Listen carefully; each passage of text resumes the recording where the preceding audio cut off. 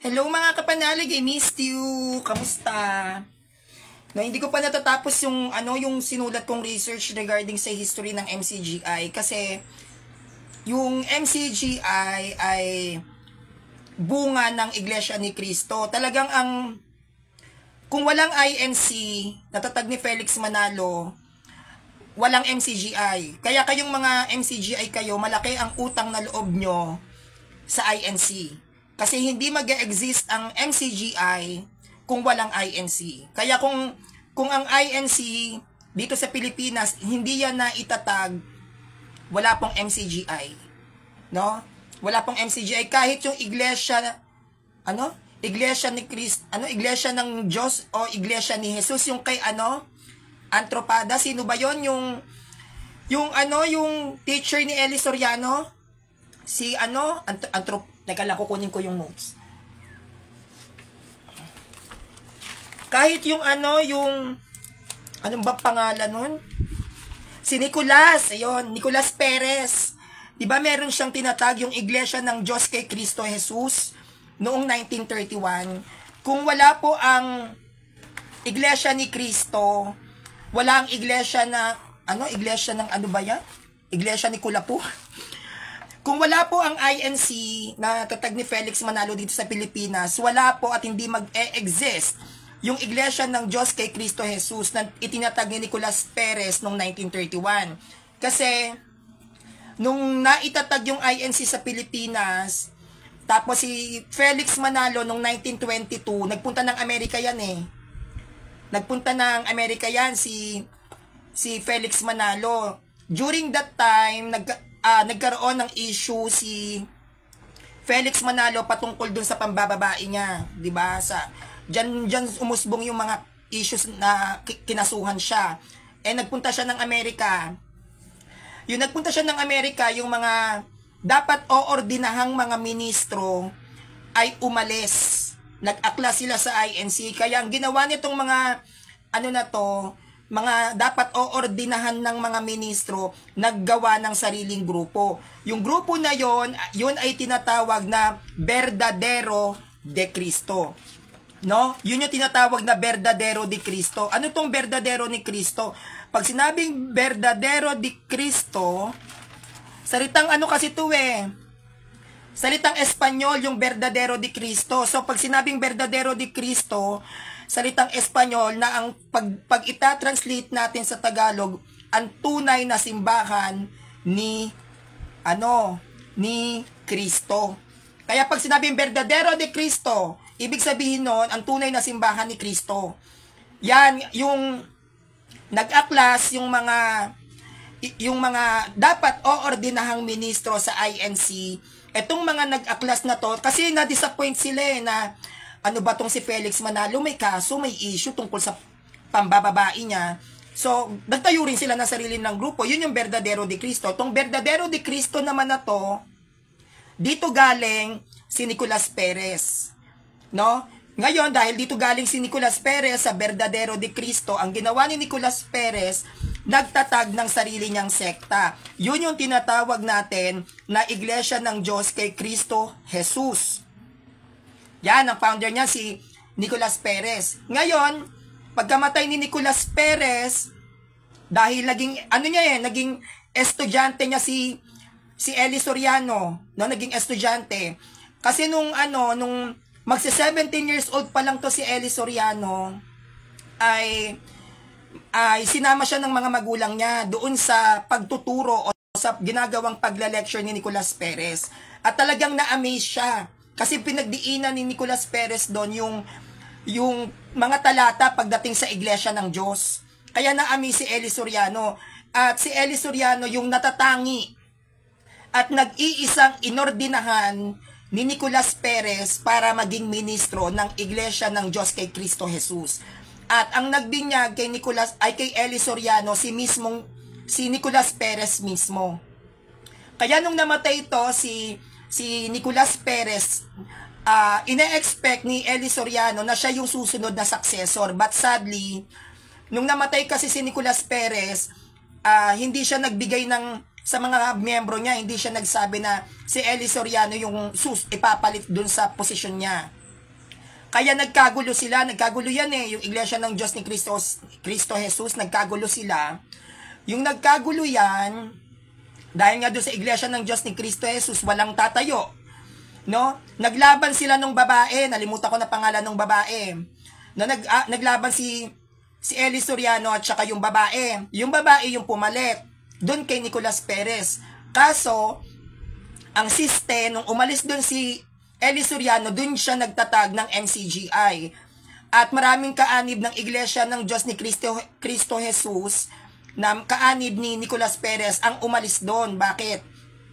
Kasi maraming hindi pinaniniwalaan ng MCGI na hindi pwedeng mangaral ang babae. I mean, hindi sila pwedeng maging leader. Naging leader nung Iglesia ng Diyos si Cristo Jesus, babae. Di nag-alisan yung mga yung mga kaanib. No? Sabi nga nung isang INC na Sanrio, sabi nung INC, Sanrio, sugo ka ng kabaklaan. No? Sinabihan ako, sugo daw ako ng kabaklaan. Sumagot naman ang Sanrio. Sabi ng Sanrio, ay talaga, kung ako sugo ng kabaklaan, si Felix Manalo sugo ng kamanyakan. No? Lalakas man lait, kala mo mga walang bakla sa sekta nila, di ba? Dami-daming mga silahi sa inyo. Ang daming mga bakla na ayun nga lang, mukhang lalaki. Hindi ko naman kasalanan kung naging part ako ng LGBTQ at naging maganda ako. Kasalanan ba ng Catholic Church kung pangit ang bakla ng mga INC? Kasi kami, kahit LGBTQ kami, sa ilalim kami ng Catholic Church, meron kaming itsura. May itsura ang mga LGBTQ under ng Catholic Church. Sa INC, ang papangit ng bakla nyo dyan. Ang papangit, may mga bakla pa nga kayong kakapalang mga bigote. Hindi namin kasalanan yun kung may itsura ang LGBTQ ng Catholic Church, no? At, nag-post ako, sabi ko, ang mga apostol o ang mga alagad ni Kristo, never yan lumapit sa albularyo. Wala tayong mababasa na nagpa-albularyo sila San Pablo, di ba? Kaya wag kayong magpapa-albularyo kahit may napoposes pa. Wag kayong magpapa-albularyo dahil hindi yan tinuturo ng simbahan na dapat magpa-albularyo ka kahit na ikaw ay may sakit, kahit na ikaw ay sinasabi nilang, ano bang tawag doon? Nausog or naposes ka, hindi po valid na magpa-albularyo kayo. 12 apostles, even the early Christians, hindi po yan lumapit sa albularyo. Wag tayong abnormal. Lalo nyong pinapahamak yung tao. Lalo nyong pinapahamak yung kaluluwa ng tao. Occultism yan. Kulto yun. Kapag kayo ay nakakaramdam ng possession, nakakaramdam kayo ng sinasabi nilang usog-usog na yan, o meron kayong mga malulubhang sakit, simbahan ang kailangan nyo. Kasi minsan, nagkakaroon tayo ng mga sakit dahil na rin sa matitinding kasalanan natin. Kapag meron kayong mga karamdaman, dapat nagpapadeliverance kayo kasi maaaring yan ay dala-dala o bit-bit-bit-bit ng demonyo. Hindi ba natatandaan nyo yung ginawa ni Satanas kay Job? Kinetong, di ba? Tas nagkakaliskis na yung balat. Sinong may kagagawa nun? Ang Diyos ba? Di ba yung demonyo, si Satanas? Di ba sabi niya ni Satanas dun sa ama na susubukan ko to, etong si Job kung mananatiling matuwid sa'yo. Anong ginawa nung ni Satanas? Binigyan ng ketong. Di ba? Tinanggalan ng kayamanan. Para lang mapatunayan ni Satanas na hindi tapat sa kanya si Job. So meaning to say, ang mga demonyo nagbibigay ng sakit sa tao. Nagbibigay yan ng karamdaman. Kaya hindi tayo dapat lumalapit sa albularyo. Doon tayo sa simbahan. Kung sa simbahan, kasi may nag-chat sa akin na, Sanrio, sabi ko, bakit? May poses dito sa amin. 1 linggo na siyang poses. Dinala na siya sa pare. Pero hindi pa rin siya gumagaling. Hanggang ngayon, poses siya 1 week na. So, sabi niya sa akin, kaso may problema. Dahil nga hindi daw maano nung pare, yung possession, hindi umaalis Hindi siya gumagaling, dinala ngayon sa albularyo. Ang sabi ko, that's wrong. Hindi yan dinadala sa albularyo, hindi nagpa-albularyo si Pedro. Bakit dinala yan sa albularyo? Lalo yung magkakasakit. Kung hindi siya mapalayas ng pare doon sa poses, magtanong kayo doon sa pare kung saan simbahan merong deliverance ministry. No? May deliverance ministry. Dapat ang pumunta kayo kung hindi man sa pare doon sa mga Katoliko na nasa loob ng simbahan na may otoridad na mag-cast out ng bad spirit. Kasi lagi ko nga pong sinasabi, kapag may possess at wala ka sa state of grace, wala kang karapatang hawakan yung napoposes. Wala kang karapatang mag-deliverance. Satanas, lumayas ka dyan, baka sagutin ka pa. Hoy, kasama mo ko kagabi, nang bababae tayo, di ba? Baka sagutin pa siya ng possess. Hindi ka pwedeng maggamot kung ikaw mismo may sakit. So yung mga pwedeng mag-cast out o mag-deliverance doon sa napoposes, dapat nasa state of grace. Kasi baka magsalita yung demonyo sa inyo, sabihin mga pinaggagawa ninyo, napahiya pa kayo sa maraming tao.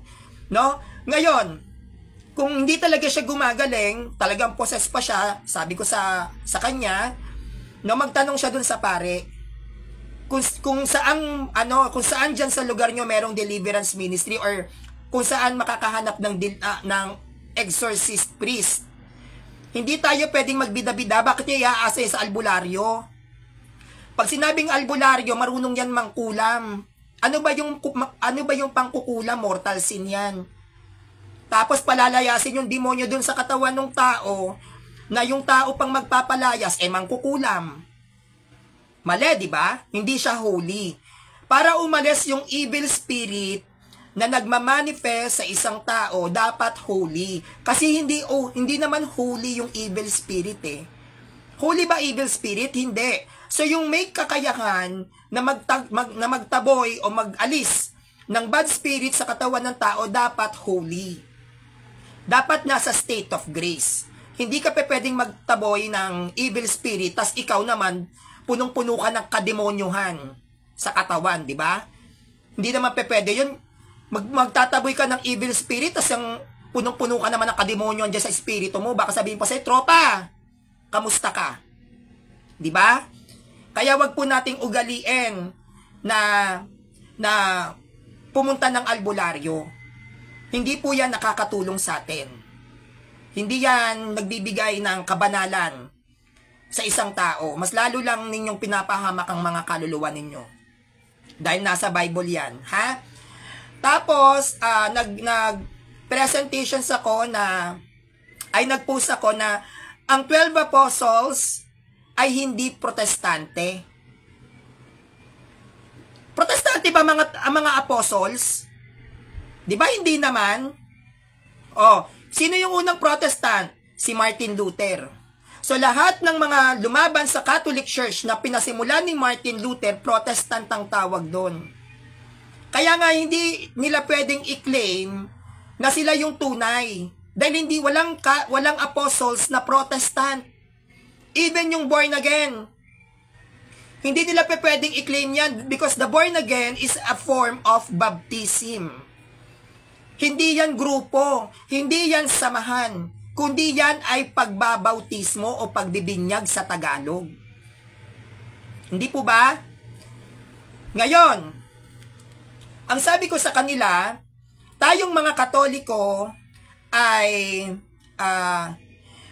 mayroon tayong legit and valid Bible scholars. Legit yung atin. Lahat po ng Protestant Bible scholars, peke yan. Peke yan ha, tandaan nyo yan. Lahat ng mga Bible scholars ng Protestant, peke yan. Ang natatanging lehitimong Bible scholars na dapat kilalanin ng sangkatauhan sa ilalim ng Kristyanismong simbahan ay ang Catholic Church. Only the Catholic Church has a legitimate Bible scholars. Why? Because the Catholic Church compiled the Bible. The Catholic Church compiled the Bible. Kaya tayo lang ang may legit na Bible scholars. Then, nag-celebrate ng bagong taon ang MCGI noong April 8, 2024, no? Ang taray pa ng event, solar eclipse. nag-blend talaga dun sa sa pagiging sulpot ng MCGI. Nag-blend. Bagong taon nila, April 8. Tapos ang paliwanag dahil daw sa Hebrew calendar. Aba, hindi gumawa ang Judaism ng Hebrew calendar para sa Protestant. Oy, mga unggoy, gising. Nung binuo ang Hebrew calendar, wala pang Protestant, wala pang ang Christianity nun eh.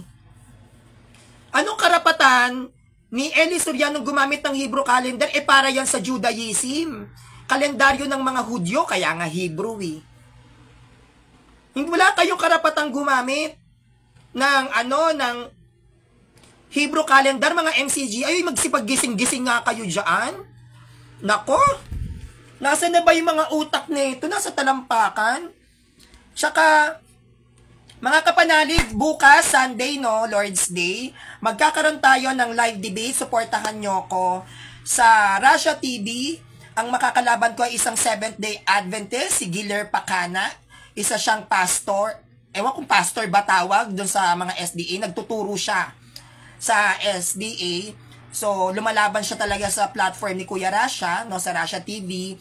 At maglalaban kami. At hinamon niya ako ng live debate. Sure, walang problema. Ang aming titindigan kung sino ang tunay na sugo. Kung sino ang tunay na sugo, Ellen G. White o pari ng simbahang Katoliko. O pari ng simbahang Katoliko. Yan! Ito po na nasa comment section, si Isaac Larry, siya yung nagsabi na na wala pa raw apostles, ay wala pa raw Protestants sa mga apostles, kaya hindi raw Protestant ang mga apostles. Tinanong ko siya, ano ba yung sekta mo? Protestante, di ba? Kapag hindi ka Katoliko, pero nasa ilalim ka ng Christianity, Protestant ka. Sa bibig mo mismo, Isaac Larry, ng Iglesia ni Cristo nang galing. Paano magiging Protestant ang mga apostles? Wala pang Protestant noon. Kaya nga sulpot ang tawag sa inyo. Yan ang dahilan kung bakit kayo binabansagang sulpot ng mga kaanib ng Catholic Church. Bakit? Dahil wala pang Protestant nga sa panahon ng mga apostles, kaya hindi sila Protestant. Ngayon, kung Protestant ka at wala pang Protestant sa panahon ng mga apostles, anong tawag sa'yo? Di sulpot. Huwag kayong masasaktan kasi totoo naman. Totoo naman kasi, maging tayo, maging matalino at tumanggap tayo ng katotohanan na kayo ay sulpot. Bakit kayo sulpot? Kasi wala pang Protestant noon. So kapag nagkaroon ng Protestant sa panahon ng wala pang Protestant, ang tawag doon sumulpot. 'Di ba? Wala pang Protestant noon sa panahon ng mga apostles. Nagkaroon ng Protestant, pag sinabing nagkaroon, sumulpot. Kaya kayo sulpot. Napaka-basic ng katuruan ng simbahang Katolika. Pinahihirapan nyo yung mga sarili ninyo. 'Di ba? Napaka-basic lang. Unang-una, ano yung basic dito? Kung ikaw may utak ka, ang unang-unang iisipin mo, sino ba nauna? Ang Bible o ang Iglesia? Ano dapat mauna? Bible o Iglesia? 'Di ba? Sino ang bumuo ng Bible? Ang Iglesia o ang Bible mismo, kusa siyang nagsulat? Hindi magkakaroon ng Bible kung walang iglesyang iiral. Kasi ang iglesia ang dapat bumuo sa Bible. So meaning to say, dapat may iglesia na habang wala pang Bible, kasi yung iglesia mismo ang siyang bubuo sa Bible. Hindi pa pwedeng ang Bible ang bubuo ng iglesia. Dapat ang iglesia ang magbubuo ng Bible kasi i-compiled yan eh. Pag sinabing i-compile, tao ang bubuo.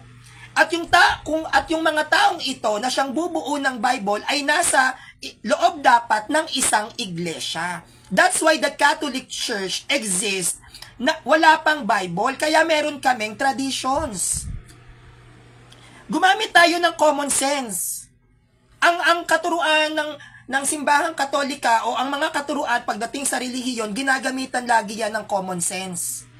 Hindi pwedeng buuin ng hindi pa pwedeng buuin ng Bible ang iglesia.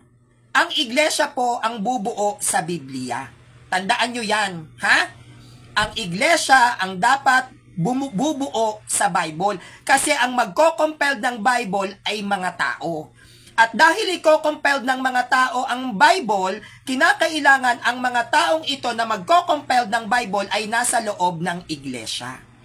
Kaya iglesia muna, bago Biblia. Kung nauna ang sekta mo kaysa sa Bible, peke yan. Tanggapin po natin. Happy birthday po kay Kuya Bayo Emben Ando Eduave Pabayo. Happy birthday! No? Yun ang dapat bubuo, no, ng Bible, ang iglesia. Ikalawa, lahat ng mga sineselebrate sa Gregorian calendar katulad ng New Year, Valentine's Day, Christmas, lahat po yan ay, tawag nito, ay Catholic traditions, no? Lahat po yan ay Catholic traditions. Kapag nagno-New Year kayong mga Protestante ng January 1, tradisyon yan ng Catholic Church. Bakit? Because the Catholic Church, no, bumuo ng calendar which is the Gregorian calendar. Kaya pag nagbagong taon kayo ng January 1, kayo ay nakikiisa sa selebrasyon ng simbahang Katolika. Dahil ang January 1 na New Year, yan ay desisyon, no, ng simbahang Katolika mula sa magisterium. Kaya kung ano man yung mga nagse-celebrate kayo ng New Year ng January 1, hoy, Catholic celebration 'yan. Magisterium ng simbahan 'yan. Simbahan na nag-decide na ang New Year natin January 1. Bakit kayo nagbabagong taon, mga sulpot? Doon pa lang, ang Gregorian calendar, including the 12 months, which is January up to December, ang naglagay niyan ay Catholic Church. Kaya kung nagbe-birthday ka at gumagamit ka ng January to December, gamit mo ang Gregorian calendar, you are claiming a member of a Catholic Church. Dahil ang bumuo ng calendar ay Santo Papa ng Catholic Church, Pope Gregory. Yan ay lunar calendar. Kaya lahat ng mga sulpot dito na nagbe-birthday gamit ang Gregorian calendar, tinatanggap nyo every year na ang inyong araw ng kapanganakan ay nasa ilalim ng Iglesia Katolika. Kaya nga sinasabi ko lagi, pag wala kayong sariling kalendaryo, hindi kayo matatawag na relihiyon. Dahil lahat po ng relihiyon ay may kanya-kanyang kalendaryong binuo. No? Kanya-kanyang kalendaryong binuo yan. Bakit? Sapagkat nag-e-exist na sila sa mga sinauna pang panahon. Hindi pwedeng wala yan mga sariling kalendaryo. Kaya yung mga sulpot dito na gumagamit kayo ng calendar ngayon, which is the Gregorian calendar, no? Hindi yan sa inyo. Kaya kung may celebrations kayo mga sulpot ng anniversary, birthdays, no? Ano pa? Yung mga gumagamit ng kalendaryo dito, mansari nyo, yan ay Kristiyanong selebrasyon. Nagdidiwang kayo ng mga okasyon ninyo. No? Nagdidiwang kayo ng mga okasyon ninyo sa ilalim ng Iglesia Katolika because you are using our calendar, which is the Gregorian calendar. Totoo po yan. Huwag po kayong magagalit sa akin. Kaya kung sasabihan nyo ko na si Sanrio ay sugo ng kabaklaan, sabi ng Iglesia ni Cristo, eto naman din ang isasagot ko sa inyo. Si Felix Manalo, sugo ng kamanyakan. Galit na galit kayo kapag nagsasalita ako ng against sa mga sekta ninyo. Pero kung lait-laitin nyo ko mula ulo hanggang talampakan, wagas. Kung ayaw ninyong makarinig ng masasakit na salita sa bibig ni Sanrio, wag din kayong magsasalita sa akin ng hindi maganda. Nagsasalita kayo sa akin ng hindi maganda, ano gusto niyo gawin ko? Magbanal na halik tayo? Nilalait-lait niya yung buong pagkatao ko. Kung gusto niyo lumapit ako sa inyo, magbeso-beso ako, sabihin ko thank you. Hindi. Hindi pwedeng ganon. Kung ayaw mong gawin sa'yo, wag mong gawin sa iba. Dahil ako, kahit laitin ninyo yung gender preferences ko na bakla, tanggap ko yan. Diyos ko, para kayong mga musmus na bata, na kapag nakakita ng bakla sa kalye, bakla. Ngayon lang ba kayo nakakita ng bakla? At least sa akin, kahit na nilalait nyo ko sa pagiging bakla ko, lahat ng mga nilalatag ko sa live presentations ay maaaring magbunga ng conversion sa mga tao. Sa tingin nyo ba yung kakabakla-bakla nyo sa akin, makakapag-convert kayo ng tao? Alam naman ng tao na bakla ako. Alam naman ng mga, mukha ba akong babae? Di ba? Alam nyo naman na bakla ako. Yung mga babae sa babae, nagtatawagan din ng bakla. Yung mga bakla at babae, pag nag-uusap, nagtatawagan din naman ng bakla. Tawag ko sa mga kaibigan kong babae, Baks. Kaya wag yun ang i-remind kasi hindi ko naman nakakalimutan yung gender preferences ko para kayong mga tanga. Kapag magpo-post ako ng against sa mga protestant, bakla, alam ko nga. Nakalimutan ko ba? Nakalimutan ko. I know. At tinatanggap ko yung pagkatao ko. Tanggap ko sarili ko. Kaya kahit ilang beses nyo kung lait-laitin na bakla ka Sanrio, yes, I know. Hindi mo kailangan i-remind, hindi ko yan nakakalimutan. Every time na humaharap ako sa salamin, bakla to. So what? Diba? And so what? Kahit sa mga ibang CFD, sinasabihan ako, bakla ka Sanrio. Sige. Bakla si Sanrio, sabi ng ibang CFD.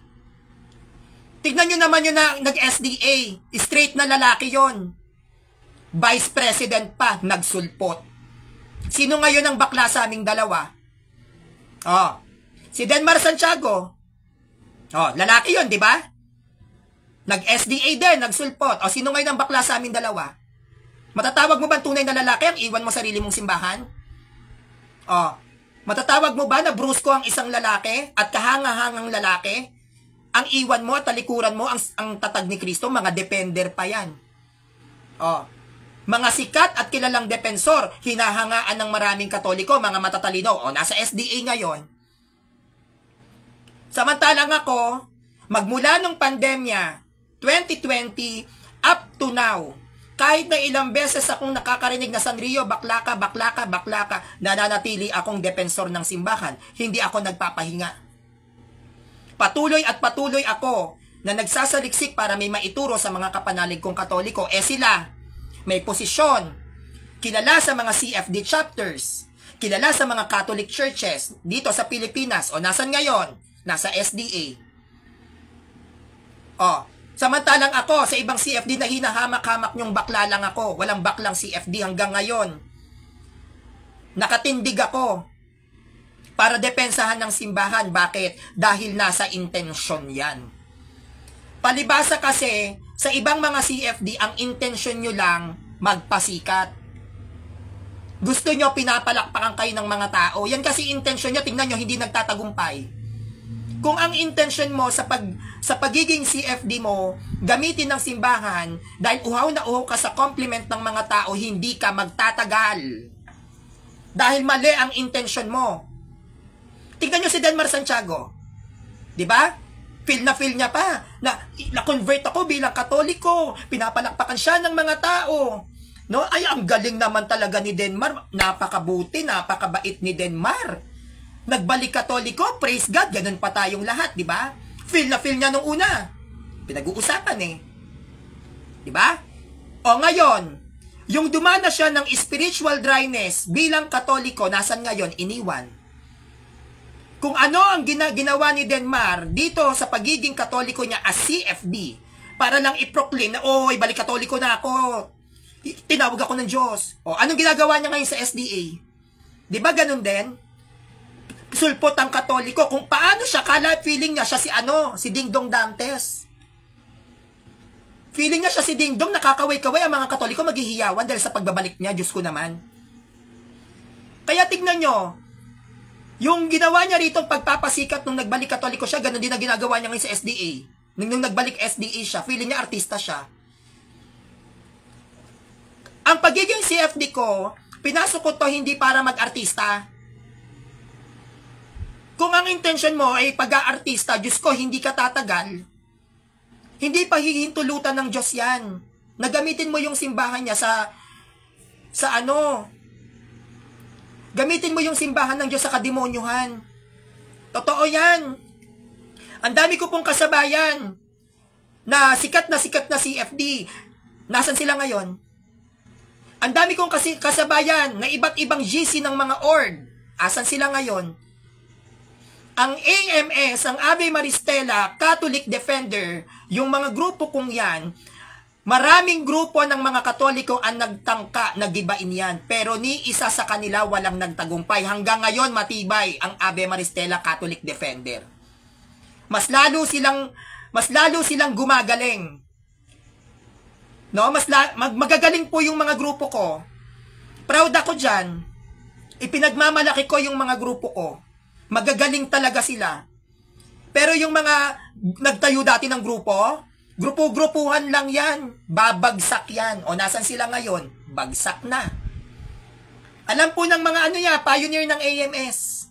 Maraming nagtangka sa grupo ko. From 2021 up to now, matibay na nakatatag o nakatindig ang Ave Maristela Catholic Defender. Meron kaming debate GC. AMS debate. May AMS debate. Nandiyan dyan ng mga iba't ibang mga protestant.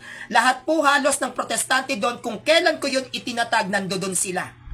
Hindi sila umaalis doon.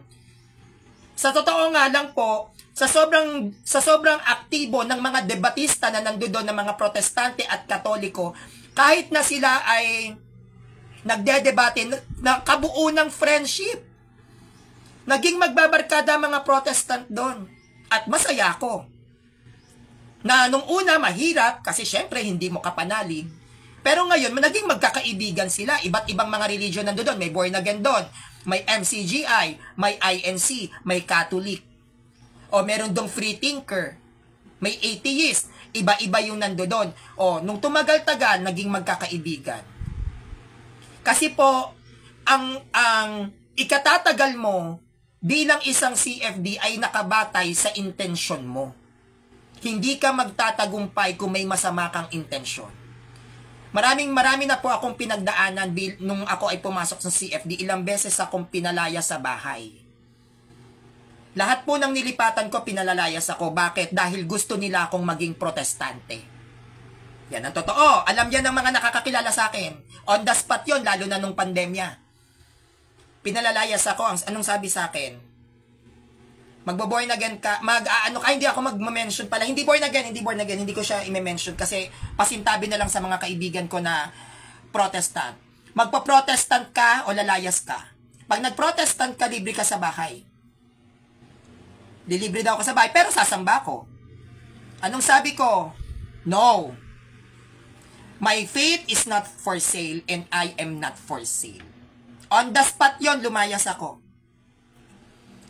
Alam niya ni Ate Michelle Hall Kadaldal. Doon kami una nagkakilala eh. No, dahil si Ate Michelle, yung time na yon ay hilaw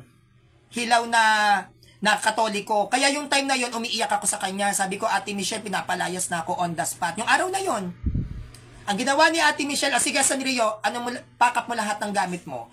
Nagparent si Ate Michelle Hall ng sasakyan. Kaya dati akong taga Cavite. Kaya ako nakalipat.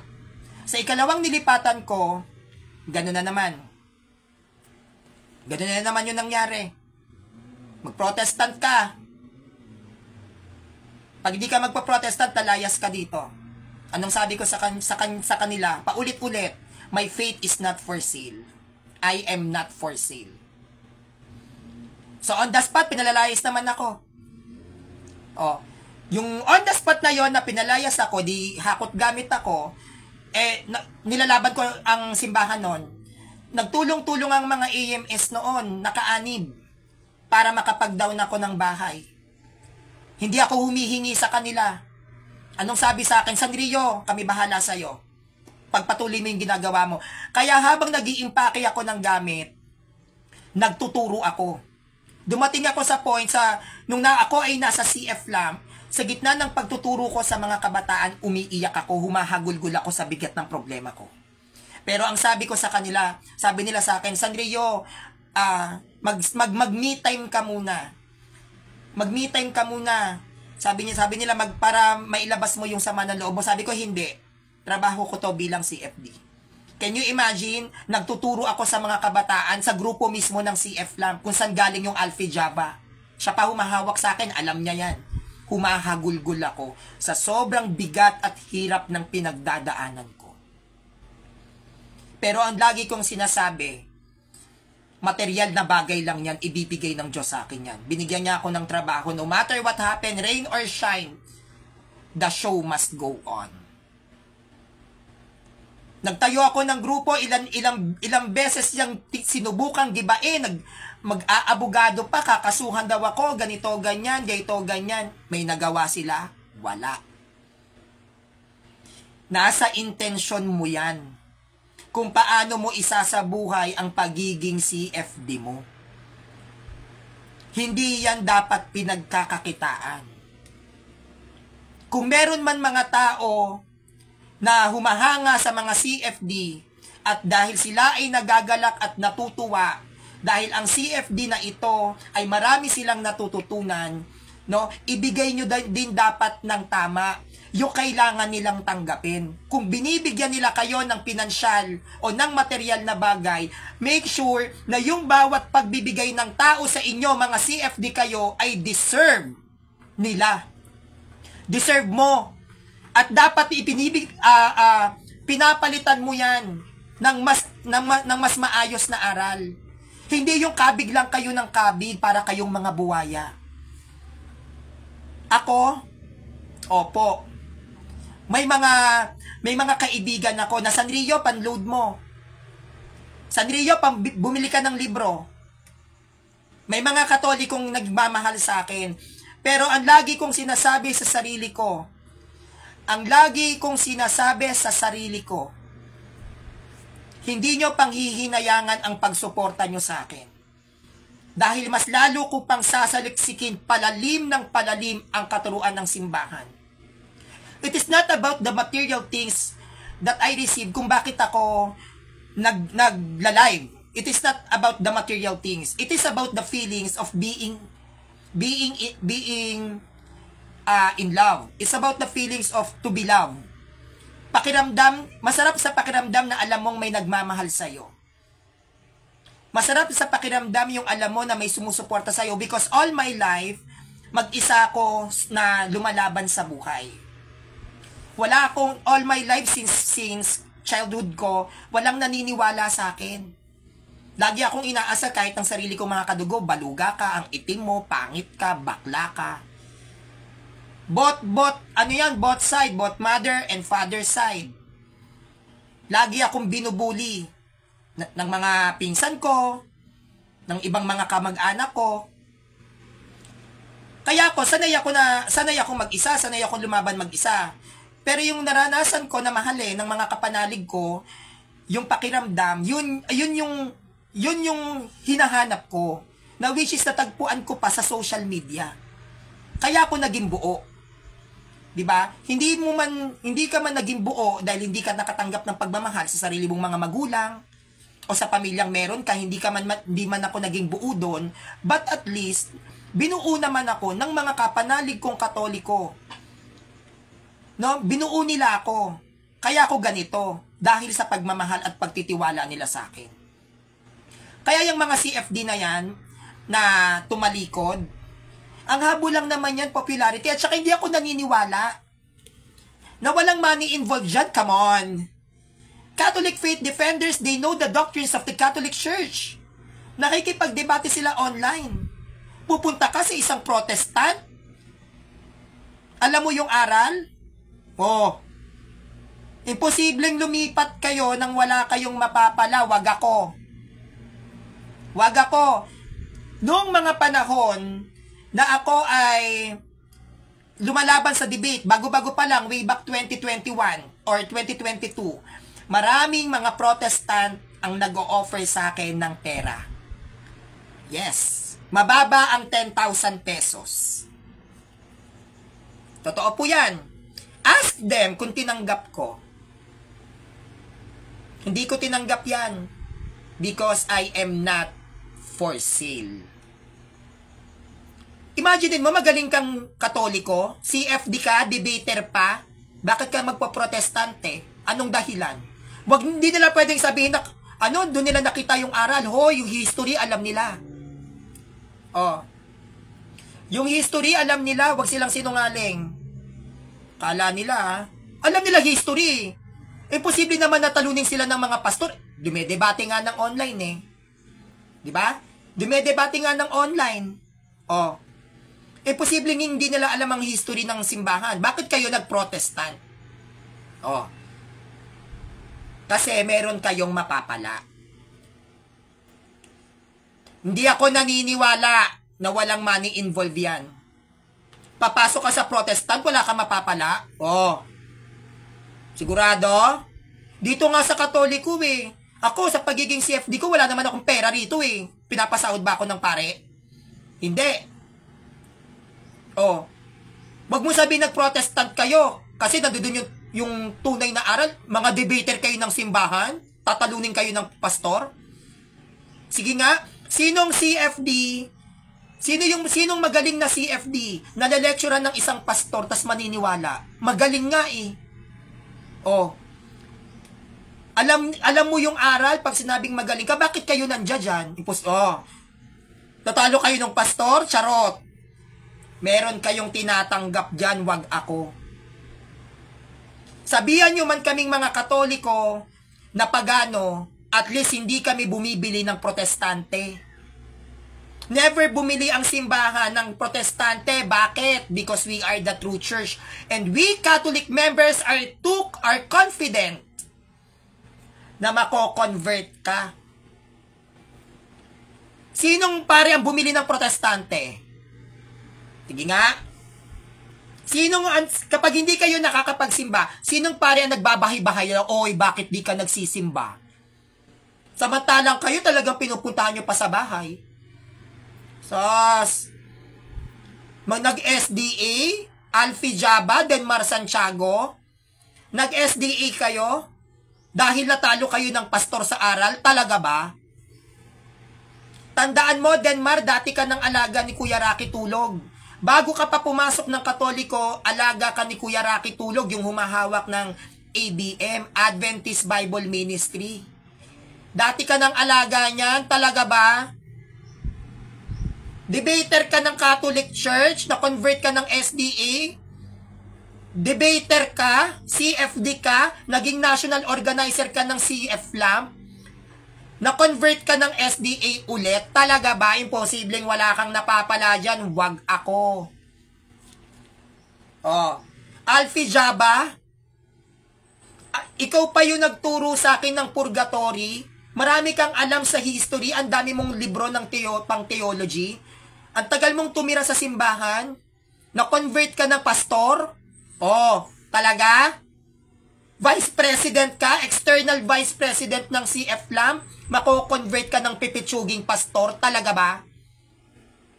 Lumalaban ka nga sa mga pastor, bakit ka nag-SDA? Wag mo sabihin sa akin dahil sa conversion, dahil sa turo, wag ako. Denmar Santiago, wag ako, ang dami mong alam kay Blessed Virgin Mary.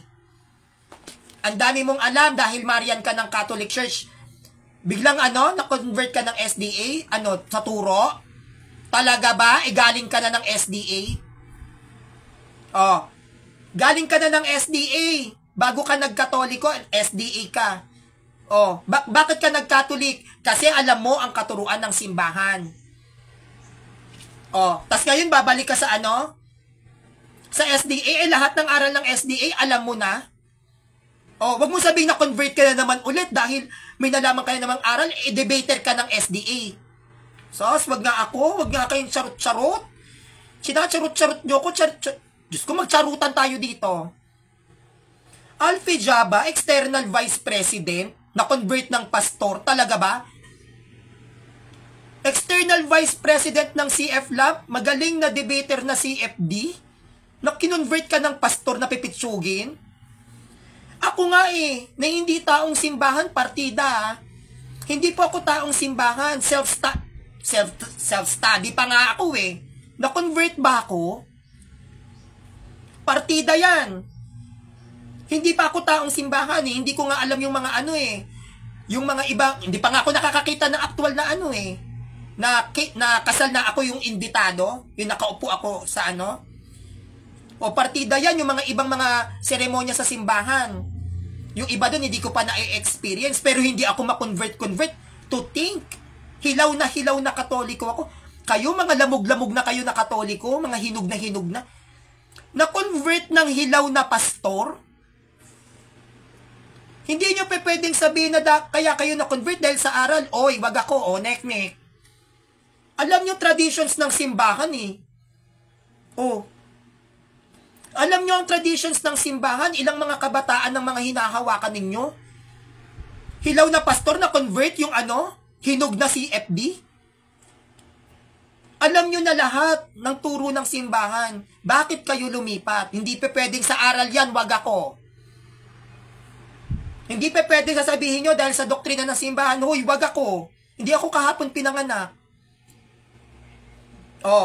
Ngayon sasabihin ninyo, na sulpot ang Katoliko. Bakit nyo sinasabing sulpot ang Katoliko? Mukhang maganda yata bigayan dyan. Magkano ang lagay dyan?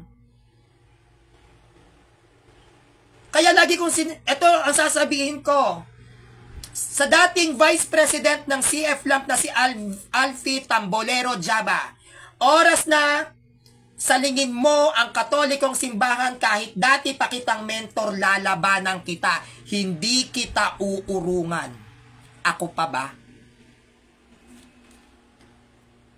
Makakita lang ako na inaatake mo, Alfie Tambolero Jaba, ang simbahang katolika. Sinasabi ko sa iyo, mamamayat ka sa akin sa debate. Papapayating kita. Kahit sabihin mo pa na dati mo kong estudyante at dati kitang guro, lalabanan kita. Hindi ako papayag na tapakan mo ang doktrina ng simbahan. Alam mo yan sa sarili mo. Alam mo sa sarili mo kung ano ang tunay na katuruan ng simbahang katolika. Maiintindihan ko kung ang pinasukan mo born again. Kasi yan pwede. Dog show yan Yang born again, dog show. Bakit dog show? Ang pagtuturo ng born again Christian ay parang pagtuturo sa aso. Ganyan yung nila Yung way ng pagtuturo nila. Para kayong aso na tinuturuan. Dadaanin kayo sa dramahan. No? Manipulative yung pagtuturo ng born again. Papamukha niya sa'yo na ang sama ng kapitbahay mo, ang sama ng Katoliko, papaiyakin ka para malaman mo, ay, Jesus is here, Jesus is here. Ayun, may intindihan ko yun.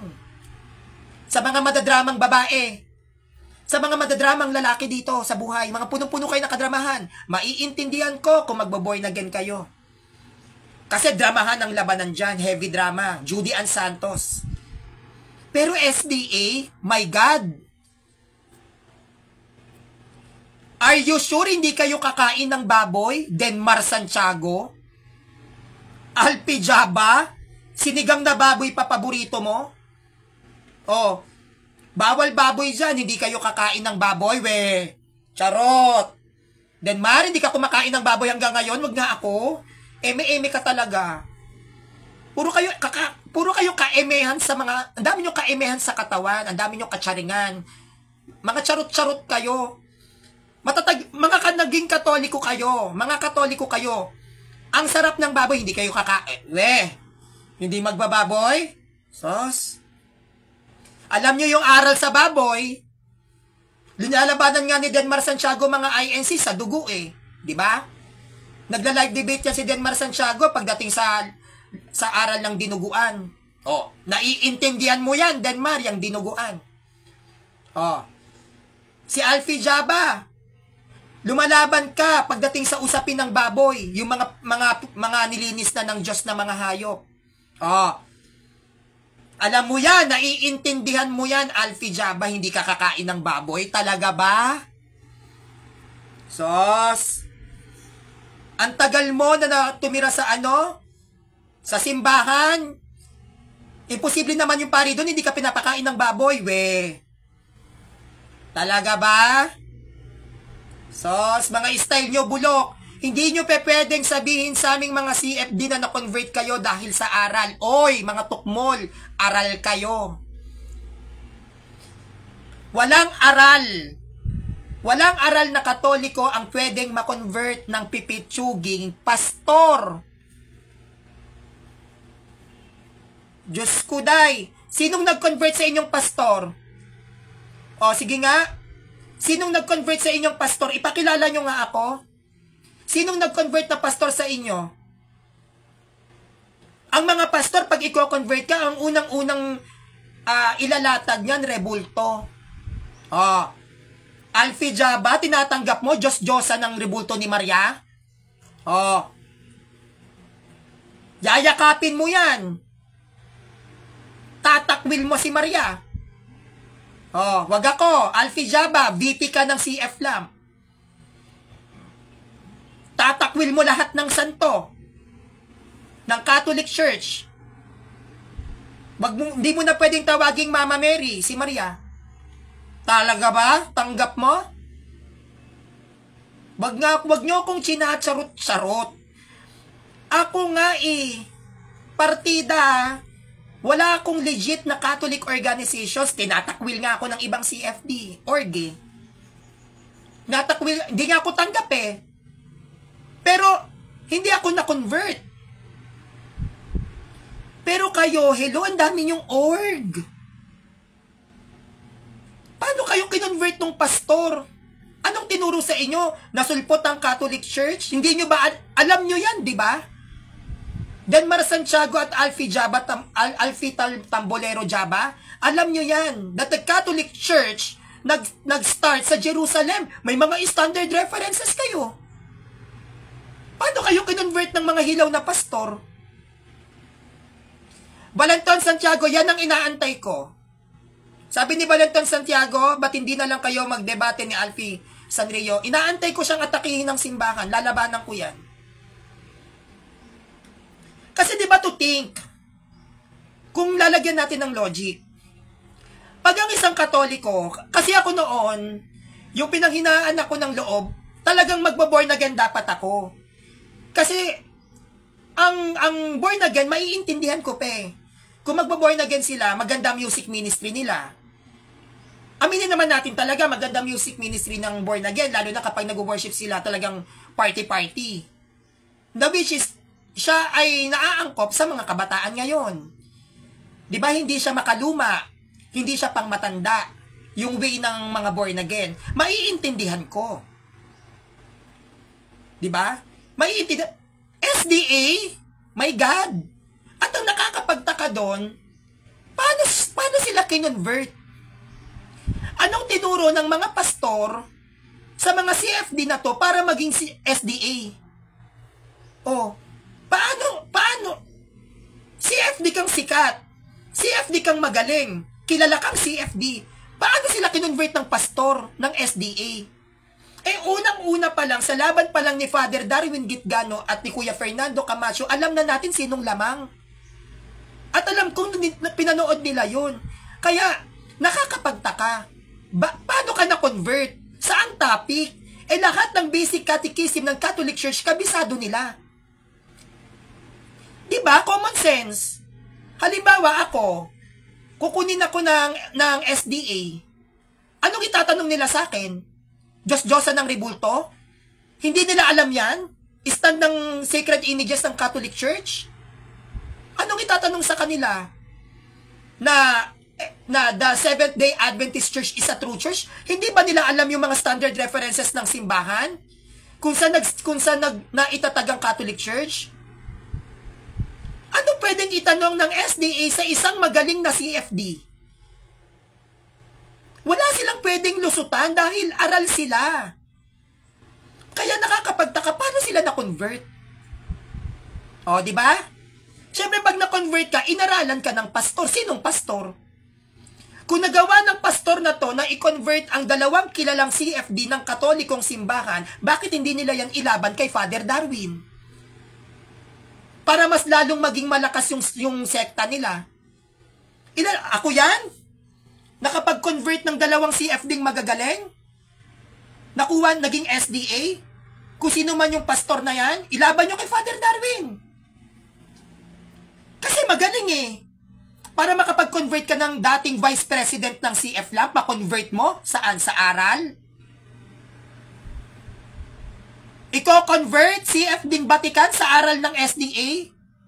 Paanong turo? Anong turo ginamit ng mga yan? Diba? Kaya, imposible na yung mga yan, mga CFD na yan, ay kinonvert sa pamamagitan ng aral. Napaka-imposible. Lalo na si Alfie Tambolero Jaba. Napaka-imposible na ikaw, Alfie Tambolero Jaba, na dating Katoliko, ay i-convert sa aral ng SDA. Hindi ako maniniwala. Papapugot ko ulo ko kung na-convert ka dahil sa aral. No, I don't think so. Naging teacher kita at naging estudyante mo ko. Napaka-imposible na ang teacher ni Sanrio noon ay magiging SDA. Ikaw nga ang nagtuturo eh. Anong tinuro sa'yo ng pastor? Imposible hindi mo masagot. Lumalaban ka nga sa mga traditionaliste. Lumalaban ka sa SSPX. Ang laki, mataas ang inaral, marami kang alam sa mga SSPX na aral.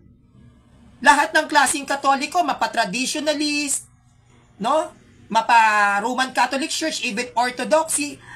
Ang dami mong alam. Paano ka mako-convert sa SDA? Anong tinuro sa'yo? Para ma-convert ka? Kasi yan ang lagi kong iniisip. Paano ka na-convert? Ano yung nilatag ng SDA sa'yo para maniwala ka? Pagkain ng baboy, alam mo yung aral niya, tinuro mo yan sa amin. Rebulto, ikaw rin nagturo. True Church, ikaw nagturo. Oh, lumalaban ka ng live debate sa Debaters Convention at malakas kang debatista ng Katolikong simbahan. Eh, paano ka naging SDA? Diba, mga kapanalig? Kaya imposible na na-convert yung dalawang yan, si Denmar, tsaka si Alfie Jaba, na na-convert dahil sa pagtuturo, dahil sa aral. No, I don't think so. Mas magaling pa sa akin yan si Kuya Alfie Jaba pagdating sa latagan. Can you imagine? Nag-SDA? Anong tanong?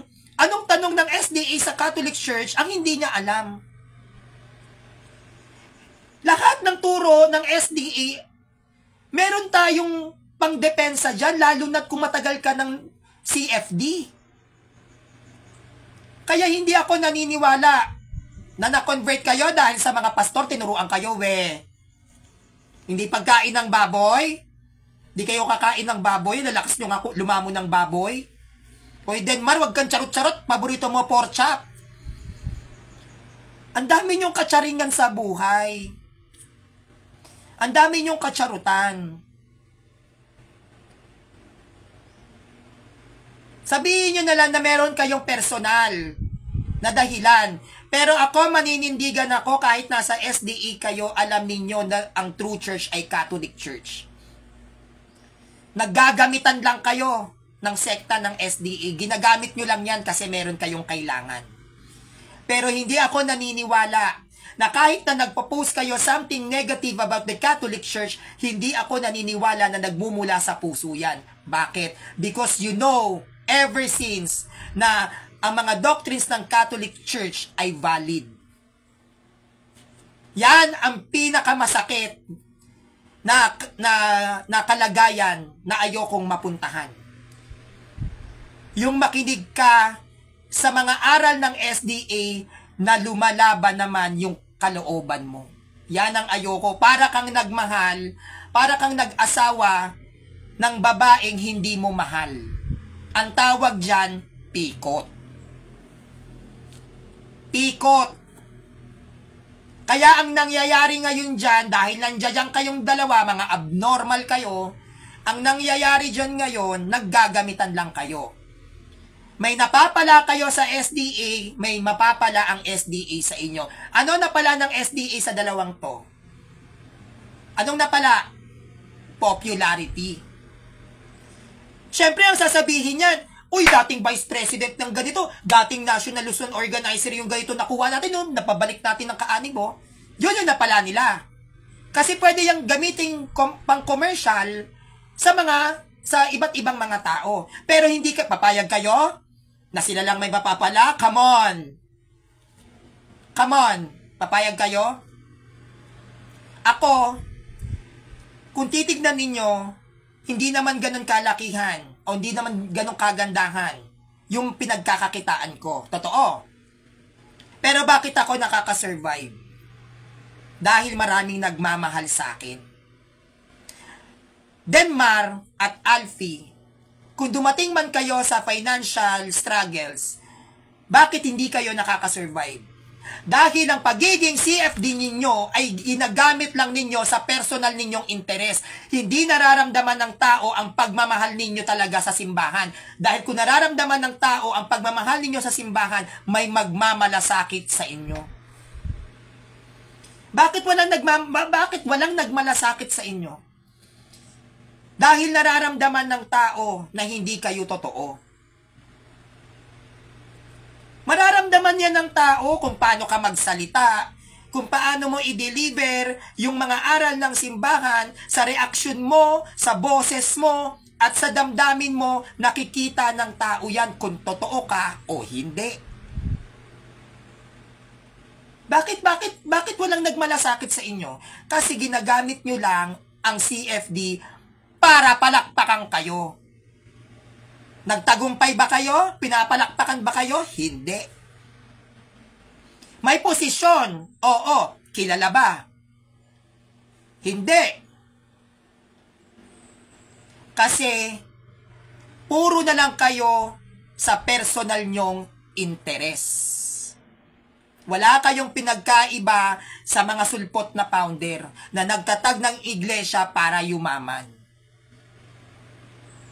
Ako, as an LGBTQ, ang laging nasa isip ko kung bakit ako naging CFD, gagawa ako ng isang alamat na merong isang LGBTQ na kikilalanin sa Pilipinas na tagapagtanggol ng simbahang Katolika.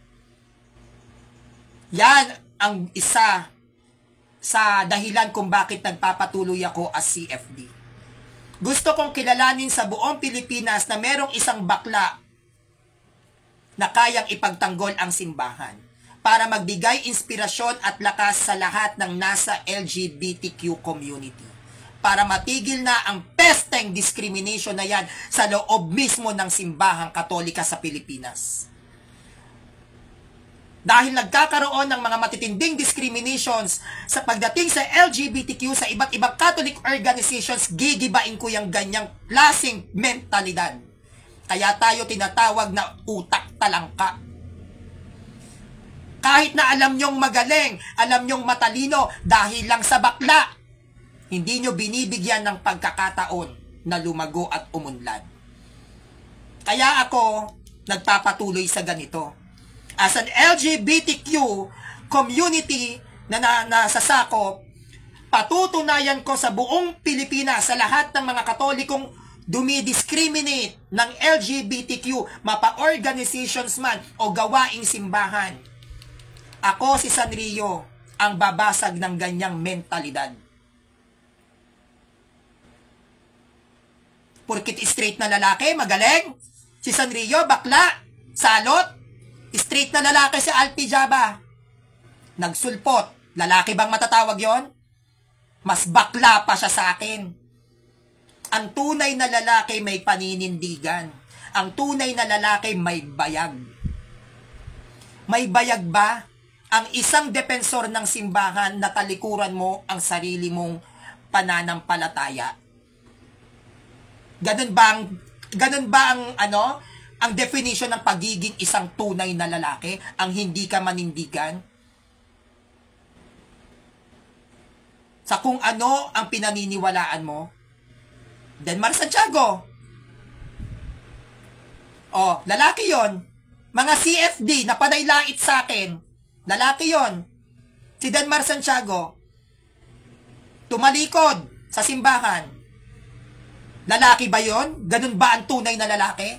Ako na nilalait yung bakla na humaharap sa mga atake at pambubuli ng mga protestante at kabilang na mismo ang mga kaanib ng Iglesia Katolika dito sa Pilipinas. Tumalikod ba ako sa simbahan? Kahit na bugbog sarado na ako sa mga panlalait nyo, mga ibang CFD dito. Tinalikuran ko ba simbahan? Hindi ba't mas lalo akong nagpatuloy? Mas lalo akong naging matapang? Bakit? Dahil nasa intensyon yan. Lalagyan nyo ng puso at lalagyan mo ng konsensya pag ikaw ay naging CFD. Lalagyan nyo lagi yan ng konsensya, huwag nyong aalisin. Matuto kayong makonsensya. Hindi ko maatim at masikmura na may mga Katoliko na dahil ang mga Katoliko kasi mababait. Hindi madamot ang mga Katoliko eh. Totoo yan. Maawain nga yung mga Katoliko eh. Nakakainis lang, sinasamantala ng mga ibang CFD. Ang gagawin kasi ng ibang CFD, magpapasikat. Kailangan makilala sila eh. Kailangan makilala ko, ganito, ganyan. Syempre, pag kilala na sila, marami ng taong makakakilala. Anong gagawin ng mga tao? Hahangaan. Syempre, dahil hinahangaan siya ng mga tao, binibigyan niya ng mga pera. Hanggang sa hindi na nagtrabaho. Inasa na lang yung kabuhayan dun sa mga tao. Kaya ang gagawin niyan, tatrabahuhin niya yung pagiging CFD niya. Ngayon, dahil sa generation natin ngayon, tayo ay nasa modernong panahon, kapag may umusbong na mas magaling sa kanila, at wala na silang natatanggap na pera sa mga tao, lalaya sa simbahan. Oh. Ganun yun. Lalaya sa simbahan, bakit? Wala na silang napapala eh. Tatamarin na mag-presentation. Kasi sa totoo lang, maraming mga CFD na inaakala natin na mahusay. Yes, mahusay naman talaga. Pero maraming mga CFD kasi na ginagawang trabaho yung pagiging defensor nila. Totoo yan. Na ang iniisip nila na kailangan ko tong gawin para pag pinalakpakan ako may magbibigay sa akin ng pera. Yun po yung totoo. Kaya nga maraming CFD galit na galit sa akin dahil sa bunganga ko wala raw akong preno. Tinawag pa akong bastos. Totoo naman kasi. Bakit ko naman yan ililihim? Kaya nga sabi ko dun sa mga nakakausap ko ibang protestant, sino po ang pineperahan ko dito sa inyo? May pinirahan po ba ako sa inyo? Nagbago po ba ako ng ugali? Kahit na sinasabi nila na Sanrio, ang dami mong followers, nagbago ba ugali ko? Isnab ba ako? Hindi ko ba pinapansin yung mga Katoliko na ordinaryo lang? Eh halos lahat nga po ng kaibigan ko, mga ordinaryong Katoliko lang. Nagbago ba ako? Binago ba ako ng kasikatan ko? Hindi. Ang nagbago lang sa akin yung bunganga ko. Kung dati talagang hyper ako na nila, matanggalan ako ng ugat dito. Ngayon kahit papaano medyo kumakalma-kalma na. Pero hindi po ako nagbabago. Kung ano ang Sanrio noon, ayun pa rin naman ako. Nagbago lang yung itsura ko, hindi na ako nagme-makeup. Kasi makikita mo yan eh. Makikita mo yan sa isang CFD. Kung dapat nyo ba sila na hangaan o hindi. Tingnan nyo si Alvin Gitamondo. O, asan ngayon? Diba? Alvin Gitamondo. Sa sobrang galing, sa sobrang talino, lumaban sa pare. O, asan siya ngayon? Sikat na sikat yun dati. Hindi po ba? Mararamdaman nyo yan. Kaya nga lagi kong sinasabi, mag-iingat po kayo sa mga sinusuportahan ninyo. Kasi maraming mga CFD na ginagamit ang pagiging CFD para bigyan ng pera ng tao. Totoo yan. Na magaling akong CFD, sikat akong CFD, bibigyan ako ng pera nito. Totoo yan. Ang dami niyan. Yung iba nga sa kanila, bumagsak na eh. Hindi ko na nakikita sa social media. Pero tignan niyo po ako. From 2020 up to now, consistent ako. Kasi lagi po yan, tatandaan natin, lagi yan kung ano ba talaga ang intention mo. Bakit ka dumedebate? Bakit mo pinagtatanggol ang simbahan? Paano pag dumating ang isang pagkakataon na ang buong kapanalig mo sa simbahang Katolika ay awayin ka, laitin ka, tatalikod ka ba? Ang dami na po na gumiba sa akin, mga org mismo ng Katoliko. Na under pa yon sa loob ng simbahan. Tumalikod ba ako sa church? Hindi. Kahit na may pagkakataon na nagdadoubt ako sa mga Katolikong nakapaligid sa akin, na panilait sa akin, ang lagi ko nilang sinasabi, simbahan ang pinagtatanggol ko, wala akong mga pakialam sa inyo. Laitin nyo ako, mababa man ang tingin nyo sa akin, wala akong pakialam. Basta ang Catholic Church, ipagtatanggol ko, ano man ang tingin sa akin ng tao dito, mahadera man ako, sinasabi pa ng iba na malandi ako, wala akong pakialam. Wala akong pakialam sa opinyon ng mga tao sa akin. May paki ako sa opinyon ng Diyos sa akin, at ako at ang Diyos lang ang nakakaalam nun dahil dalawa kaming nag-uusap. Wala sa aking bigat kung anong tingin ng tao sa akin, whether na sinasabi sa akin na mahirap lang ako, pulubi ako, pangit ka, bakla ka, bobo ka, wala kang mararating, hindi ka aral, wala akong pakialam. Dahil alam ko, kung ako ay mahina man sa tingin ng ibang tao, it's okay. Dahil alam kong mahal ako ng Diyos. Yun lang ang pinangahawakan ko. God loves me. May mga taong nagmamahal sa akin. It's okay kung hindi nyo ako gusto. Hindi naman lahat ng tao hindi ako gusto eh. May mga tao na gusto din ako.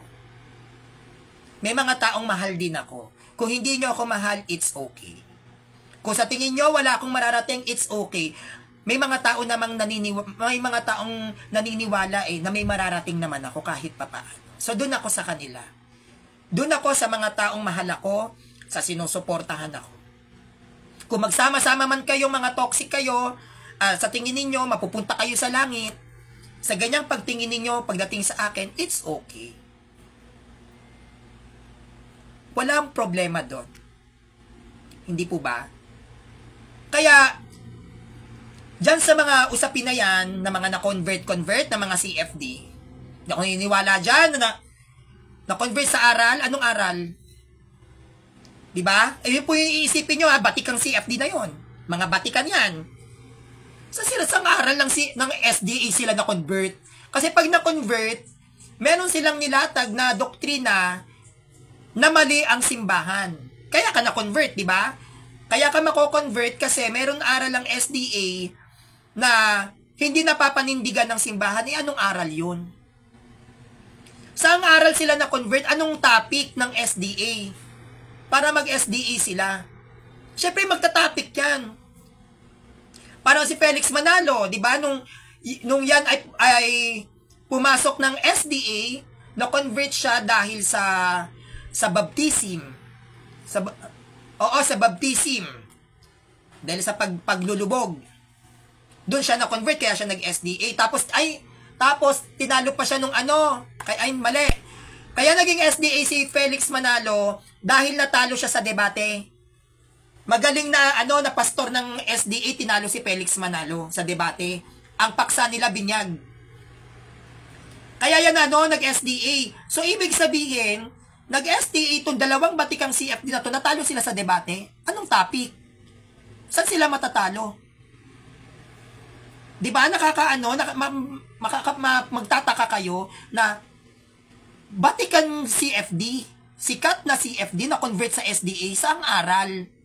Anong turo? Batikan na sila, for sure naman, mas marami pa silang alam sa akin. Anong topic ng baboy? Ano bang mga topic ng SDA? Sabat? Huwag nilang sabihin natalo sila sa sabat. Sa baboy. Natalo sila sa debate sa usaping baboy. Tapos batikan kang CFD, hindi mo na yun? Na depensahan. Kaya sa akin, sa sarili kong opinion, etong si Denmar Santiago at Alfie Jaba, kahit nandiyan pa kayo sa SDA, ang puso nyo ay Katoliko pa din. Hindi ako naniniwala na kayo ay nag-SDA dahil na-convert kayo sa aral. Mga batikang debater kayo ng simbahan. Huwag nyo kong nilalaro-laro. Huwag nyo kong ginagamol-gamol. Oy, kala nyo makakaisa kayo sa akin? Maloloko nyo ang mga tao, pero hindi nyo maloloko ang mga sarili nyo. Alam nyo yan sa sarili nyo. Katoliko pa din kayo. May dahilan lang bakit kayo nag-convert. Pero hindi yan sa aral. Wag ako. May dahilan kung bakit kayo nag-SDA, pero hindi yan sa aral. Titindigan ko yan. Kahit maglaban pa tayo sa debate. Kahit ipaglaban yung mga sarili ninyo. Magsama pa kayong dalawa. Magsama kayong dalawa ni Alfie Jaba, Denmar Santiago. Ako mag-isa. Topic natin, may pusong Katoliko pa din kayo. Hindi nyo maloloko tao. Maloloko nyo yung tao. Pero hindi ako. Batikan kayong simbahan, ay batikan kayong CFD, alam yung mga traditions, marami kayong alam sa history. Na-convert saan? Sa aral. Anong aral? Natalo kayo sa debate? Mga debater kayo ng DevCon? Di ba mga kapanalig? May dahilan yan kung bakit sila nag-SDA. Hindi ako naniniwalang na-convert yan sa aral o sa doktrina. May dahilan yan. Imposibleng ma-convert ng isang pastor ang magaling na CFD kung gagamit ng aral. Napaka-imposible. Sa traditions pa lang ng Catholic Church, pagdating sa standard references, nagkakamot na ng ulo ang mga protestante. Kaya nga may mga sulpot na ayaw akong labanan eh. Maraming sulpot na ayaw akong labanan. Bakit? Kasi hindi daw po ako Bible-based. Ang nilalabanan ng mga Protestant, mga Bible-based. Sabi nila, lagi nilang sinasabi, lugi kami kay Sanrio, hindi gumagamit ng Bible, puro history. Marami silang alam sa history. Paano sila matatalo? Hindi pa pwedeng matalo ng Protestant ang mga magagaling na CFD. Marami tayong traditions na sumasaklaw sa mga standard references. Saan sila matatalo doon? Batikan. Mga batikang CFD, wala kayong mga standard references, matatalo kayo sa debate? Hindi ba? So, paano sila na-convert? So malinaw hindi sa aral. Saan kaya? Iba kasi yung na-convert sa aral. Iba yon. Halimbawa, born again ka. Hindi ka pa ganun kalalim na born again, pwede kang ma-convert pag hilaw ka. Hindi naman sila hilaw eh. Bakit sila mako-convert? Di ba? Hindi, hilaw ba? Vice President? Matatalo sa aral kaya na-convert? Kasi pag na-convert, ibig sabihin, natalo ka sa aral. Anong aral yon? Sino nag-convert sa kanila? Paano sila na-convert? Bakit sila na-convert? Iba kasi yung yung na-convert ka kasi hilaw ka. Yon, normal yon. Na-convert ka kasi mababaw pa lang yung aral mo. Pero yung batikan ka, bakit ka na-convert? Batikan ka na. Saan ka na-convert doon? Anong sitas? Anong latag? Diyan pa lang, alam na nating lahat. Kaya, kung sasabihan man nila tayo, mga kapanalig, na tayong mga Katoliko ay mga pagano, at least, hindi tayo bumibili ng protestante. Never bumili ang mga pare na mga protestante para maging Katoliko. Ang lahat po ng mga converted Christians or even mga Muslims, na-convert sila kusang loob. Yung mga na-convert na mga born again dito na nagkatoliko, na-convert sila ng kusang loob. Never po tayo, may pari ba bumibili ng Protestant? Hindi ba wala naman? Kaya yung mga nako-convert sa atin, kusang loob nila yun. Wala tayong ginamit na pera, wala tayo yung tipo na convert ka, pero bibigyan kita ng trabaho, magkatoliko ka. Hindi ganun ang simbahan. At hindi natin kailangan mag-effort nun. Why? Because the Catholic Church was guided by the Holy Spirit. May katibayan ka, Sanrio? Yes. Who compiled the Bible? The Catholic Church. The Bible was guided by the Holy Spirit. Even yung mga bumuo niyan, guided ng Holy Spirit. That's why the Catholic Church was guided by the Holy Spirit. Kaya hindi natin kailangan bumili ng Protestant. Dahil mismong ang Holy Spirit ang gagabay sa kanila para bumalik sa simbahang Katolika. Not unless si Judas Iscariote ka, natatapatan ka ng pilak. Ang tao na nabibili ang pananampalataya, walang pinagkaiba kay Judas Iscariote. Ang tao, ang CFD, na ginagawang negosyo dahil sikat kayong mga CFD, ang simbahang Katolika, wala kayong pinagkaiba kay Judas Iscariote. Real talk. Kaya sa mga sikat na CFD dyan, na ginagawang negosyo ang pagiging CFD, sinasamantala nyo yung mga tao dahil sikat kayo. Wala kayong pinagkaiba kay Judas Iscariote, na ginamit ang simbahan para sa sariling kapakanan. Magkapera lang, mga mukha kayong pera.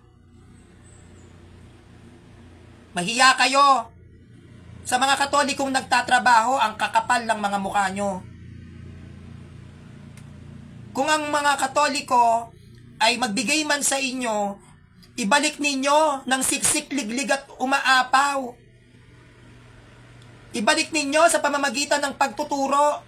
Hindi yung pa-sitting pretty lang kayo, pa-kuya-kuya-kuy, nag-aantay na lang kayo ng ayuda sa tao.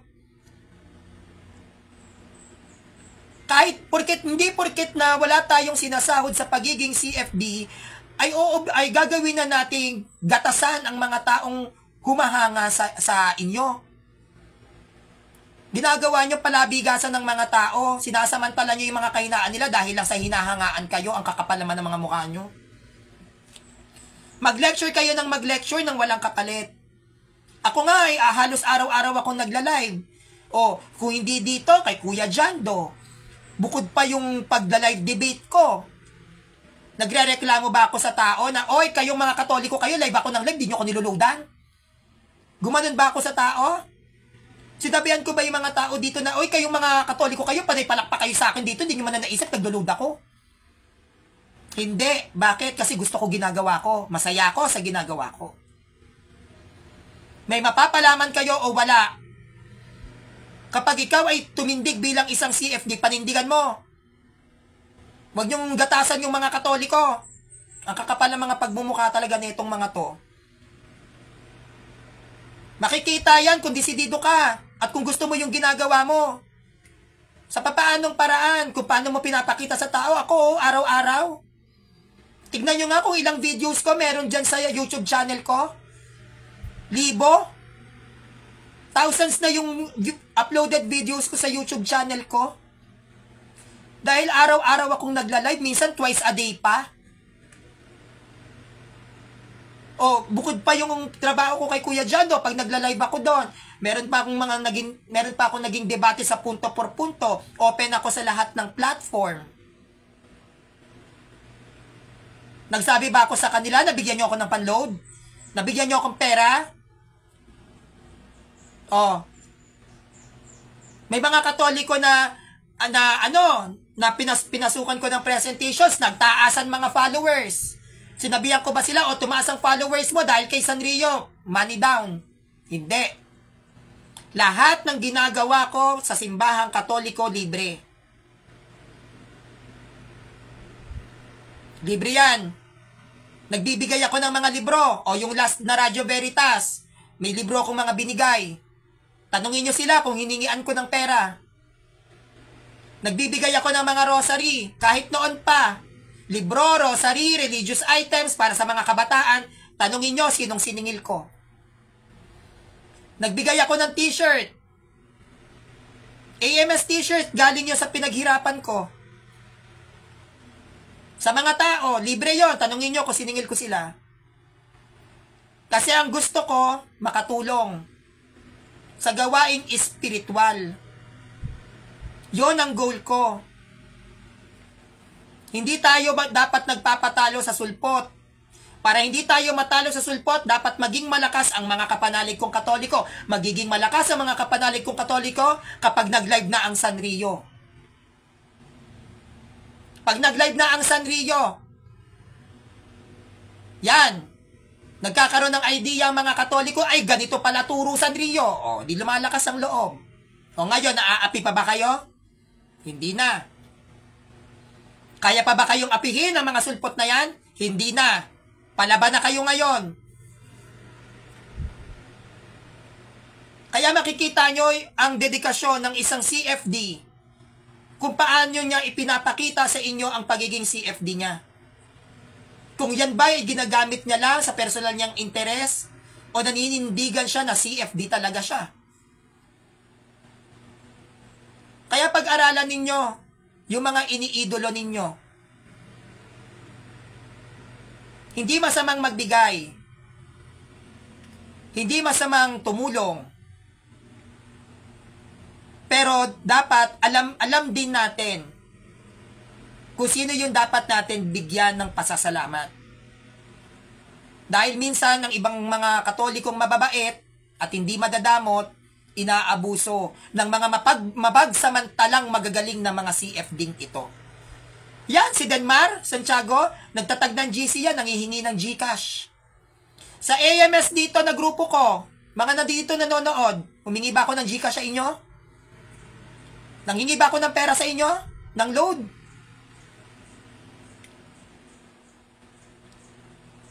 Sa mga nakakakilala po sa akin, sinabihan ko po ba kayo, padala nyo akong pera? Kasi ang goal ko, talunin ang mga sulpot, talunin ang mga protestante. At para matalo yung mga sulpot na yan, kailangan ko ng kakampi. Kayong mga Katoliko. At para magkaroon ako ng kakampi na malalakas, kailangan kong ituro yung mga pangmalakasan. Hindi nga naman kayo magiging malakas kung hindi naman pangmalakasan yung ile-lecture ko. Diba? Magiging malakas ba ang isang Katoliko tapos yung lecture mo putyo-putyo? O para magkaroon ako ng mga kakampi na malalakas, dapat malakas din yung latag ni Sanrio. Kasi yan ang gusto kong mangyari. Na makita ko na ang mga Katoliko na nandito sa Pilipinas ang siyang dumudurog isa-isa sa mga sulpot na yan. Na kapag si Sanrio sumugod, lahat kayo sugod sa sulpot. Durugin yan. Para kahit sandako man kayo pumunta rito sa Pilipinas, alam nyo kung paano kayo maninindigan. At wala akong pagsisisihan doon. Halos nga mamatay ako sa pagiging CFD ko. Ang daming pagbabanta sa buhay ko. Halos ibigay ko yung buong buhay ko sa pagtuturo sa mga Katoliko. Matalo lang natin ang mga protestante. Anak ng putya naman tong dalawang CFD na to, nag-SDA pa oh.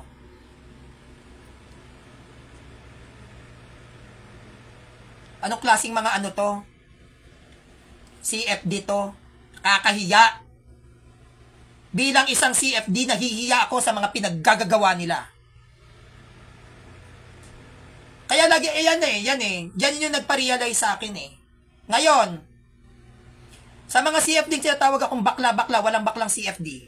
Yung dalawang CFD na umalis, tunay na lalaki ba yon? Sino ngayon ang mas bakla sa amin? Yung dalawang dalawang CFD na umalis o ako? Sa mga CFD rito, na feeling banal, sino ngayon ang bakla sa amin? Yung dalawang CFD umalis o ako? Sino ngayon ang mas bakla? Ako na CFD na nagbubuwis buhay sa latagan na hindi halos halos kabado pag lumalabas, baka ma-riding in tandem ako, o yung ibang CFD dito na takot maglantad ng maling aral ng protestante kasi takot sa death threats. Hindi ako takot sa death threats.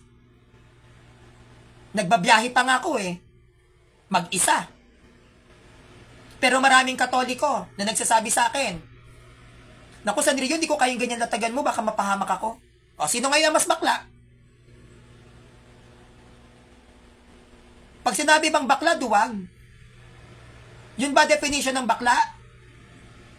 Pag sinabing bakla, gender preferences yan. Pero ilalabas nyo yan pagdating sa paggamit ng utak at lakas ng loob. Dahil hindi lahat ng bakla mahihina. Hindi lahat ng bakla pwede nyong tapakan. At hindi porkit nasa loob kayo ng simbahan, babae at lalaki lang ang dapat tingalain. Tao din kami. Tao din ako. Porkit tunay ka lalaki, nasa simbahan ka, titingalain ka. Hindi na pwedeng maging magaling ang isang bakla pagdating sa usapin ng spiritual sa loob ng simbahan. Walang karapatan ang bakla na maging mahusay sa usapin ng simbahan. Lalaki at babae lang dapat? Hindi. Kaya tigil-tigilan nyo yung panghahamak ninyo sa LGBTQ sa loob ng simbahan. Mapa-organisasyon man o hindi. Dahil hindi porkit lalaki ka at hindi porkit babae ka, ang bakla walang pag-asa at karapatan na lumago at maging mahusay. Binibigay ang kahusayan sa lahat ng tao. Either you are a girl, or you are a man, or you are a gay, you are a lesbian, basta tao ka. Ang pagiging mahusay, yan ay ibinibigay sa tao. Walang sinabi ang Diyos na pang straight na lalaki lang at pang straight na babae lang. Kahit ang kabanalan. Ang kabanalan, ang pagiging santo, hindi yan ginagawan sa straight na babae o sa straight na lalaki lang. As long as nabubuhay ka sa kabanalan, kahit bakla ka, kahit tomboy ka, may pag-asa kang maging santo. Ang gaganid nyong ibang mga CFD dito, mga ganid kayo, makapagmalinis kayo, malaman-laman ko yung iba dyan may kabet, yung iba dyan makapang-uri kay Sanrio yung bakla-bakla, hindi pala kayo kasal, ayoko nang mag-mention. Kaya yan talaga yung goal ko. Patutunayan ko sa lahat ng straight na babae, sa lahat ng straight na lalaki na mababa ang pagtingin sa LGBTQ community na kaya rin namin dumurog ng tunay na babae at tunay na lalaki. Kaya namin patunayan sa inyo na magagaling kami. Kaya namin patunayan sa inyo na kami ay katanggap-tanggap sa lahat ng gawain sa loob ng simbahan. Hindi yan nakikita sa itsura ng buhok, sa kulay ng labi, o kung paano ka manamit. Dahil ang titignan dyan kung gaano ka kahusay. Gawin ang isang tungkulin na ibinigay sa'yo ng simbahan. Basagin na yang utak talangka na ganyang sistema. Maging open-minded na tayo, maging broad-minded na tayo, 2024 na. Wala na po si Maria Clara ngayon.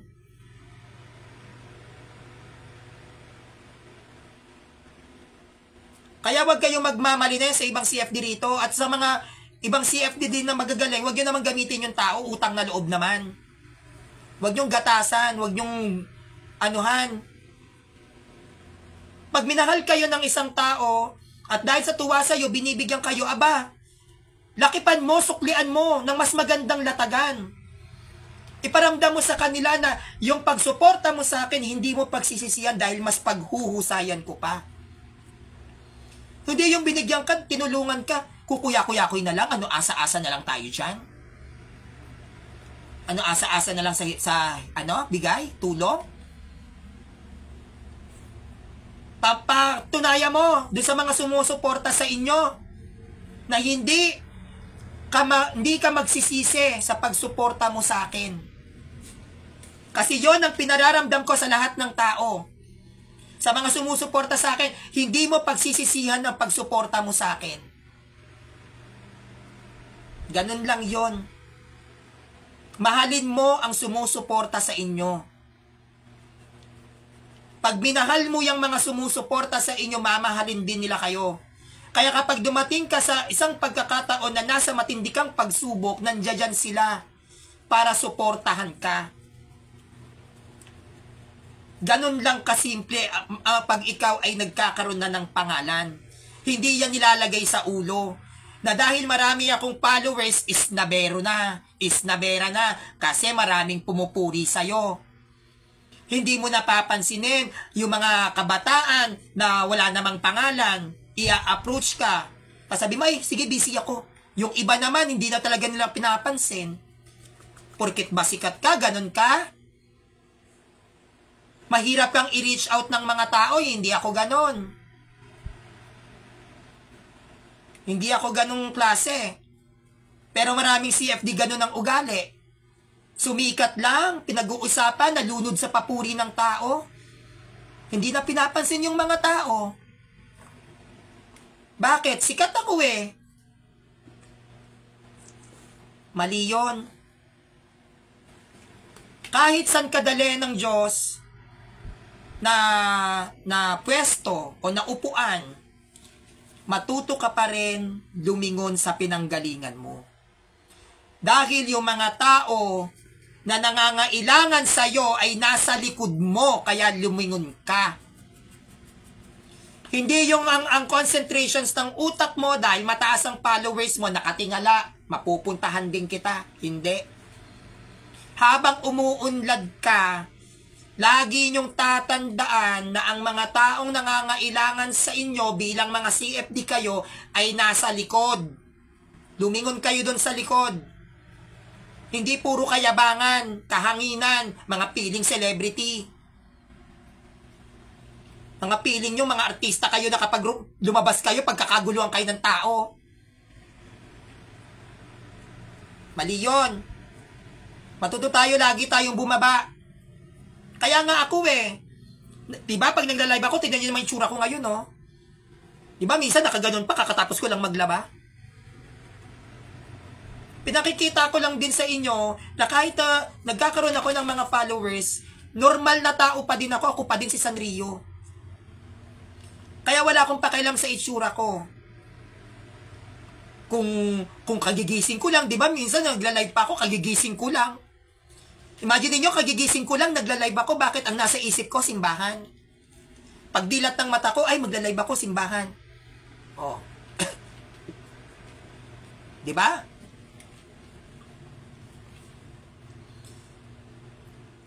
Tatandaan nyo po ito ha, sa lahat ng sumusuporta po sa akin.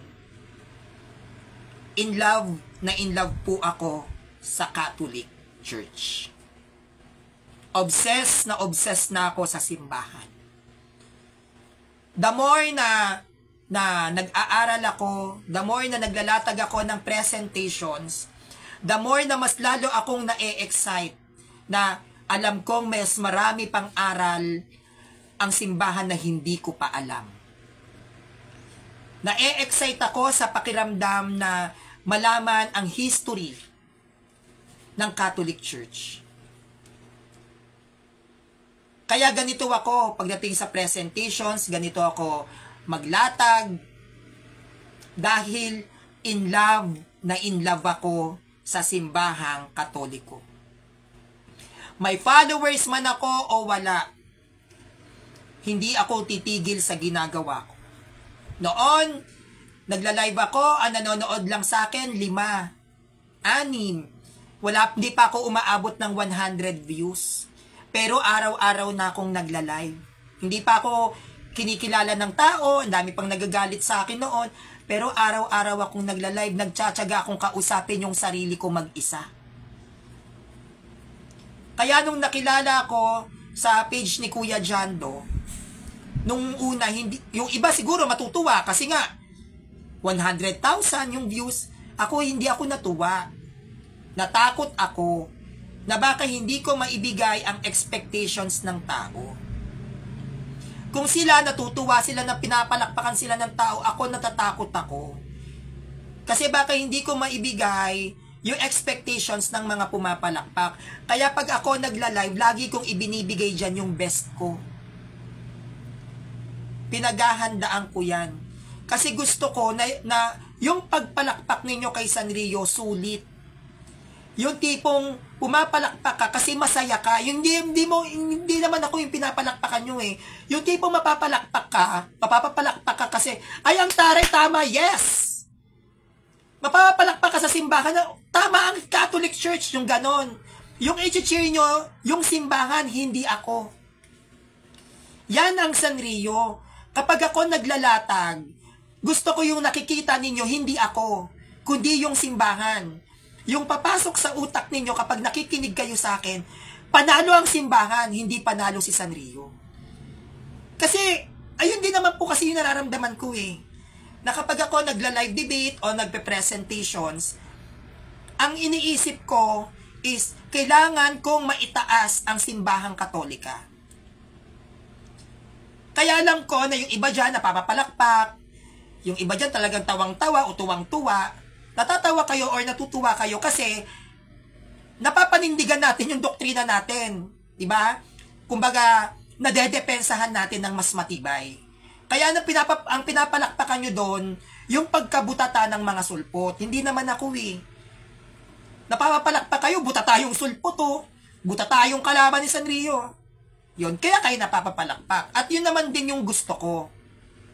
Na pumalakpak kayo, kasi nanalo yung aral natin. Hindi po ako, kundi ang simbahan. No?